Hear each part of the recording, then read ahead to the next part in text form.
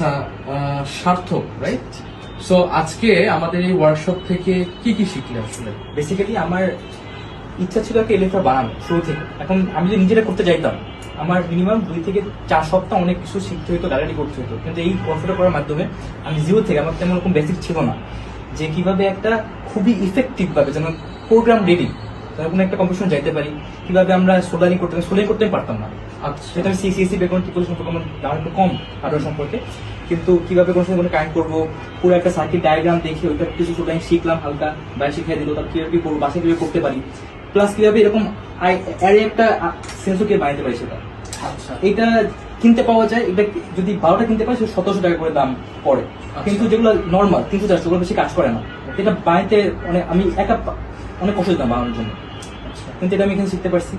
Plus এই পুরো জিনিসটা বানানো শিখতে পারছি এবং কোড কিভাবে কাজ করে ওটাও আমি এখানে ভালো করে শিখতে পারছি। ওকে। সো আপনি কি এখন কম্পিটিশনে যেতে পারবেন? ইনশাআল্লাহ। ওকে, ঠিক আছে, কংগ্রাচুলেশন।